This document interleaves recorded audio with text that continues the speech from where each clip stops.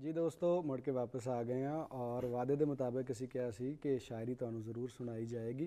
साढ़े प्राहुणे गुजरांवाला रहिंदे ने और उत्थों के पहलवान और चिड़े बहुत ज़्यादा मशहूर ने, लेकिन साढ़े प्राहुणे जिहड़े ने वो पहलवान नहीं है, शायर है ने। इस करके असी चाहांगे कि अपनी शायरी तुहाडे नाल सांझी करन और असी वेखने कि उन्होंने मौजूआत की ने और क्राफ्ट की और किस तरह की शायरी वो करते हैं। जी अतीक साहब, थोड़ी जी शायरी सांझी करो अपने वेखण जी बिल्कुल। बिस्मिल्लाह।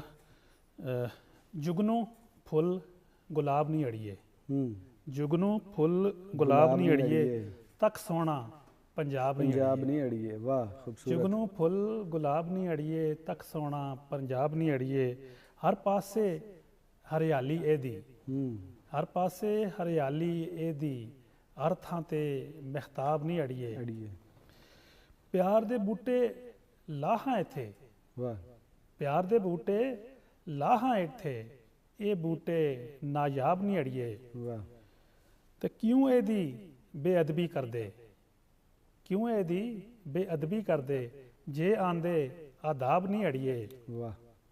मिठी है पंजाब दी बोली, मिठी है पंजाब दी बोली, मिठा एदा आब नहीं अड़िए,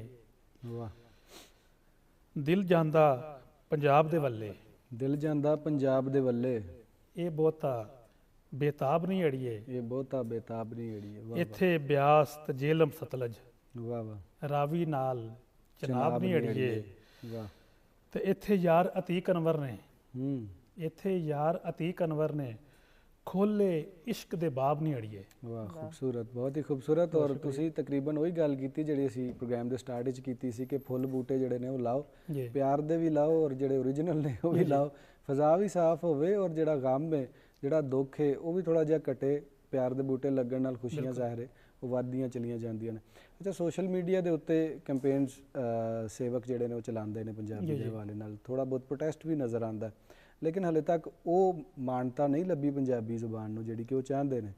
ये पिछे सब तो वड्डा रीजन तुहानूं की लगदा?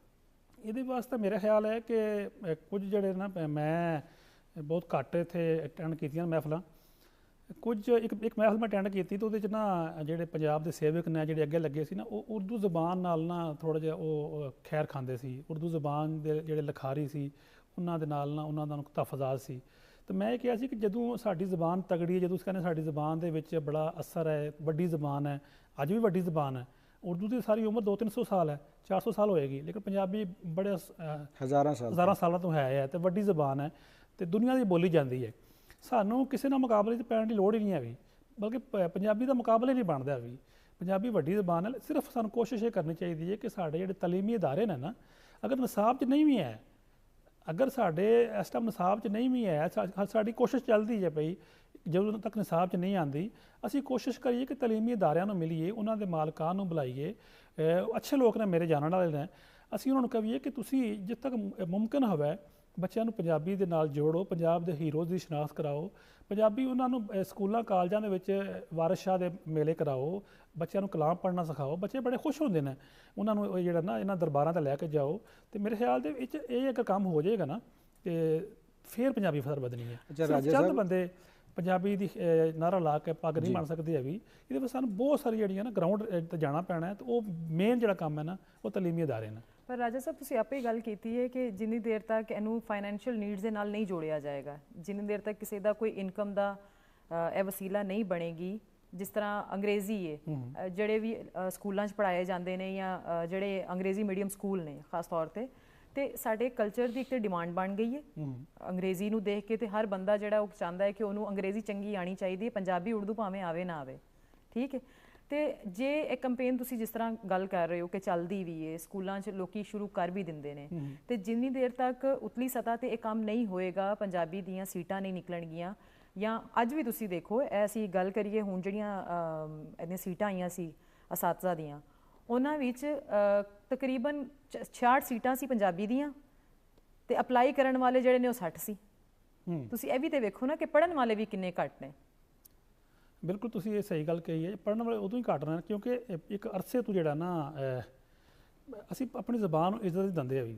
मैं देखा कि 10 बंदे बैठे होंगे आ, कोई तकरीब करनी होंदी असीं गल पंजाबी च करदे हुंदे आ, जदों तकरीब शुरू होंदी है तो असीं शुरू कर दिंदे उर्दू दे विच। मैं अक्सर कहना कि असीं अपनी ज़बान क्यों छड्डने आ, ਜਦੋਂ ਇੱਕ 10 ਬੰਦੇ ਅਸੀਂ ਬੈਠੇ ਹਾਂ, 10 ਨੂੰ ਪੰਜਾਬੀ ਆਉਂਦੀ ਹੈ, ਤੇ ਫਿਰ ਸਾਨੂੰ ਪੰਜਾਬੀ 'ਚ ਗੱਲ ਕਰ ਲਿਆ, ਸਾਨੂੰ ਕਿਉਂ ਸਿੱਖਣਾ ਚਾਹੀਦਾ? ਮੈਂ ਇੱਕ ਗੁਜਰਾਤ ਦੇ ਵੱਡੇ ਮੈਂ ਕਮਿਸ਼ਨਰ ਸਾਹਿਬ ਦੇ ਦਫ਼ਤਰ ਗਿਆ, ਮੈਂ ਕਿਸੇ ਬੰਦੇ ਨੂੰ ਕੰਮ ਸੀ ਤੇ ਮੈਂ ਉੱਥੇ ਗੱਲ ਪੰਜਾਬੀ 'ਚ ਕੀਤੀ। ਉਹ ਬਾਬੇ ਮੈਨੂੰ ਚੰਗਾ ਰੱਖ ਕੇ ਮੁੱਕਾ ਮਾਰਿਆ ਇੱਥੇ, ਉਹ ਉਰਦੂ 'ਚ ਗੱਲ ਕਰ। ਮੈਂ ਕਿਹਾ ਯਾਰ ਸਾਹਿਬ ਨੂੰ ਪੰਜਾਬੀ ਆਉਂਦੀ ਹੈ, ਨਹੀਂ ਆਉਂਦੀ ਤਾਂ ਟਰਾਂਸਲੇਟ ਕਰ ਦਿਆਂਗੇ ਬਾਅਦ 'ਚ ਅਸੀਂ ਜਦੋਂ ਤੱਕ ਅਸੀਂ ਆਪਣੀ ਜ਼ੁਬਾਨ ਨੂੰ ਨਾ ਹਰ ਜਗ੍ਹਾ 'ਤੇ ਬੋਲਾਂਗੇ ਨਹੀਂ ਨਾ ਵੀ ਇਤਮਾਦ ਨਾਲ। ਮੈਂ ਅਕਸਰ ਇਹ ਕਹਿੰਦਾ ਹੁੰਦਾ ਕਿ ਇਹ ਵੱਡੀ ਜ਼ੁਬਾਨ ਹੈ, ਬਾਬੇ ਫਰੀਦ ਦੀ ਜ਼ੁਬਾਨ ਹੈ, ਵਾਰਿਸ ਸ਼ਾਹ ਦੀ ਜ਼ੁਬਾਨ ਹੈ, ਇਹ ਮੀਆਂ ਮੁਹੰਮਦ ਬਖਸ਼ ਦੀ ਜ਼ੁਬਾਨ ਹੈ। ਅਸੀਂ ਇਸ ਜ਼ੁਬਾਨ ਨੂੰ ਬੋਲਦੇ ਹਾਂ ਨਾ, ਆਪਣੇ ਲਫ਼ਜ਼ ਸੋਹਣੇ ਰੱਖੀਏ, ਸੁਥਰੇ ਰੱਖੀਏ ਤੇ ਮਾਣ ਕਰਕੇ ਬੋਲੀਏ। ਜਦੋਂ ਅਸੀਂ ਚੱਕ ਕੇ ਬੋਲਾਂਗੇ ਨਾ ਪੰਜਾਬੀ, ਤਾਂ ਕਿਸੇ ਇੱਜ਼ਤ ਨਹੀਂ ਦੇਣੀ ਹੈ ਵੀ। ਵਕਤ ਆਸਤਾ ਆਸਤਾ ਬਦਲ ਰਿਹਾ ਤੇ ਲੋਕ ਪੰਜਾਬੀ ਆ ਰਹੇ ਨੇ, ਲੇਕਿਨ ਉਹਦੀ ਕੰਪੇਨ ਜਿਸ ਤਰ੍ਹਾਂ ਸਰ ਨੇ ਦੱਸਿਆ, ਕੰਪੇਨ ਸਾਨੂੰ ਕਰਨ ਦੀ ਜ਼ਰੂਰਤ ਹੈ। ਸਾਨੂੰ ਜਾਣਾ ਪੈਣਾ ਆਪਣੇ ਛੋਟੇ ਖਿਦਮਤ ਸਰ ਜਿਹੜੀ ਹਮੇਸ਼ਾ ਇਹ ਛੋਟੇ ਸ਼ਹਿਰਾਂ ਤੋਂ ਹੁੰਦੀ ਹੈ। ਛੋਟੇ ਸ਼ਹਿਰਾਂ ਤੋਂ ਜਿਹੜਾ ਨਾ ਇਨਕਲਾਬ ਨਿਕਲਦਾ, ਲੋਕਾਂ ਨੂੰ ਜੋਸ਼ ਹੁੰਦਾ ਹੈ, ਜਜ਼ਬਾ ਹੁੰਦਾ ਹੈ। ਫਿਰ ਜਦੋਂ ਲਾਹੌਰ ਆਉਂਦੇ ਨੇ ਨਾ, ਫਿਰ ਉਹਨੂੰ ਨਾ ਇੱਕ ਪਹਿਚਾਣ ਮਿਲ ਜਾਂਦੀ ਹੈ। ਅਸੀਂ ਜਦੋਂ ਸਾਡਾ 21 ਫਰਵਰੀ ਦਿਨ ਹੁੰਦਾ, ਮੈਂ ਅਕਸਰ ਗੱਲ ਕਰਨਾ ਦੋਸਤਾਂ ਨੂੰ ਕਿ 21 ਫਰਵਰੀ ਨੂੰ 36 ਜ਼ਿਲ੍ਹੇ ਨੇ ਪੰਜਾਬ ਦੇ, ਹਰ ਜ਼ਿਲ੍ਹੇ ਤੋਂ 10 ਬੰਦੇ, 15 ਬੰਦੇ, 20 ਬੰਦੇ ਆਉਣਗੇ ਨਾ, ਉਹਨਾਂ ਦੀ ਨੁਮਾਇੰਦਗੀ ਹੋਏਗੀ ਤੇ ਫਿਰ ਉਹ ਪੈਗਾਮ ਜਿਹੜਾ ਨਾ ਸਾਰਾ ਸਾਲ ਉਹ ਕੈਰੀ ਕਰਦਾ ਰਹੇਗਾ। ਇਹ ਬੜਾ ਜ਼ਰੂਰੀ ਹੈ ਕਿ ਅਸੀਂ ਆਪਣਾ ਪੈਗਾਮ ਜਿਹੜਾ ਨਾ ਉਹ ਅਖਬਾਰਾਂ ਦੇ ਜ਼ਰੀਏ, ਸੋਸ਼ਲ ਮੀਡੀਆ ਦੇ ਜ਼ਰੀਏ ਔਰ ਜਿਹੜੇ ਵੀ ਜ਼ਰੀਏ ਹੈ ਨਾ, ਅਸੀਂ ਆਪਣੀਆਂ ਬੈਠਕਾਂ ਦੇ ਜ਼ਰੀਏ ਪਹੁੰਚਾਦੇ ਰਹੀਏ ਕਿ ਪੰਜਾਬੀ ਪੜ੍ਹ ਕੇ ਨੌਕਰੀ ਵੀ ਮਿਲਣੀ ਸ਼ੁਰੂ ਹੋ ਗਈ ਹੈ, ਮਿਲੇਗੀ। ਅਸੀਂ ਕੋਸ਼ਿਸ਼ ਕਰਨੇ ਆ, ਹੋਰ ਕਰਾਂਗੇ ਕੋਸ਼ਿਸ਼। ਬਿਲਕੁਲ ਇਸੇ ਤਰ੍ਹਾਂ ਹੀ ਕੁਝ ਥੋੜ੍ਹਾ ਜਿਹਾ ਹੁਣ ਅਸੀਂ ਕਲਾਮ ਵੱਲ ਵੀ ਵਾਪਸ ਆਈਏ। ਸ਼ਾਇਰ ਹੋਵੇ ਤਾਂ ਉਹਦੇ ਕੋਲ ਕਲਾਮ ਨਾ ਸੁਣੀਏ ਤੇ ਹੋ ਨਹੀਂ ਸਕਦਾ।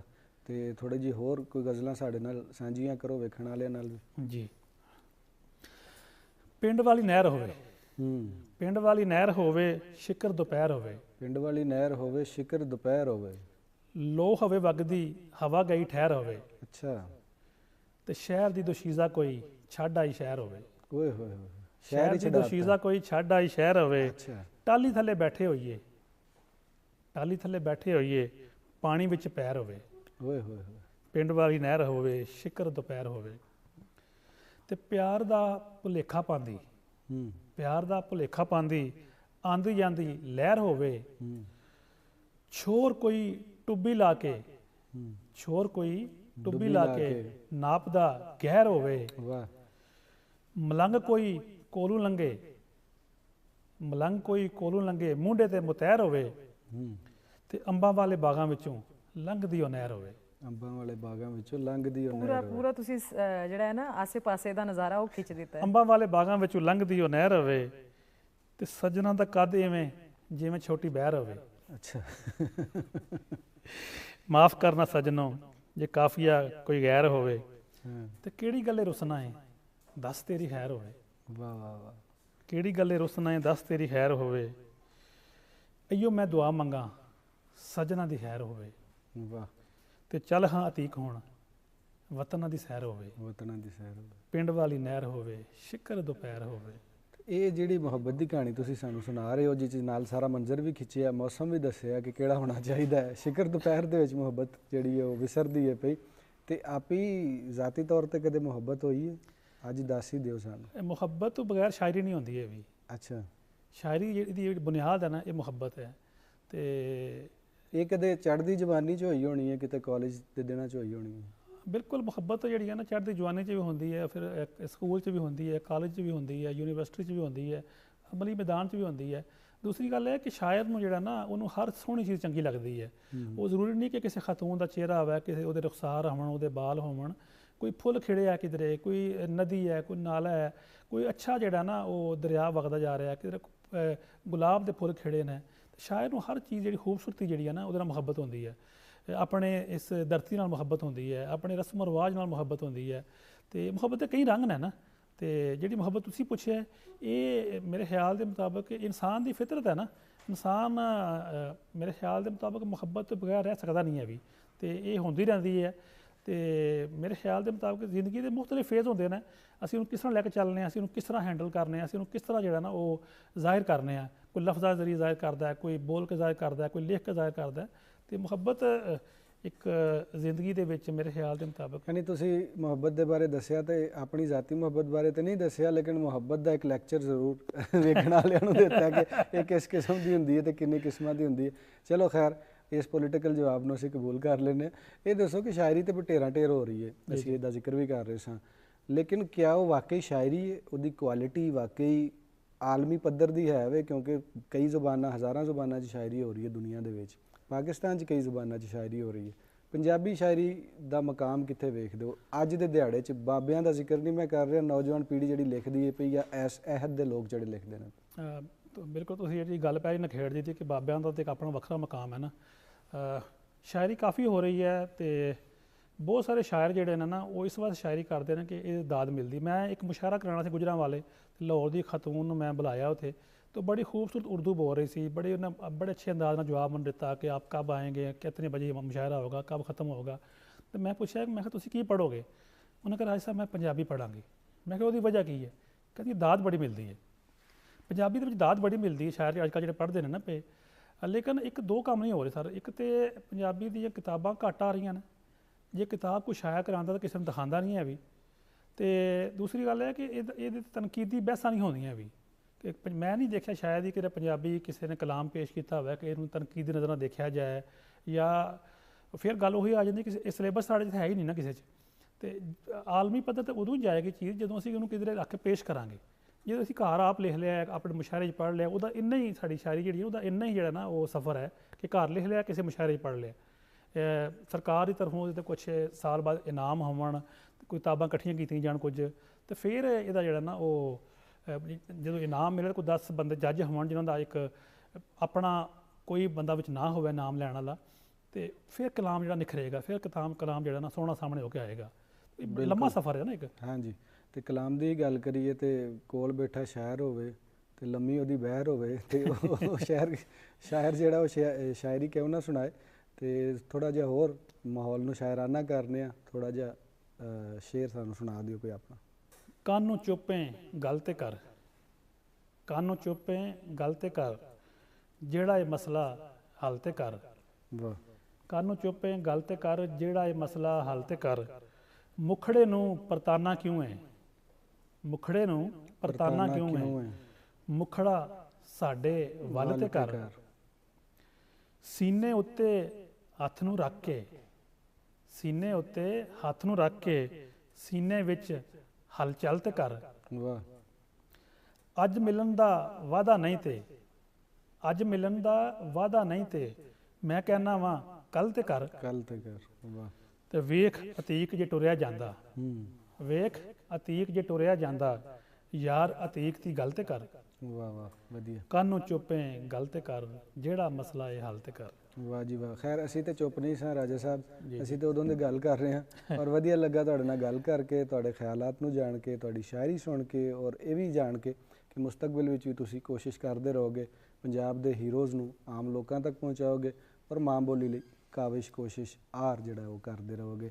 बहुत धन्नवाद, बहुत मेहरबानी कि तुसीं आए, सानूं थोड़ा टाइम दिता। फिर किसी प्रोग्राम में बवांगे जो एक किताब पंजाबी की तुहाडी आ जाएगी, उस हवाले नाल भी गुफ्तगू करांगे।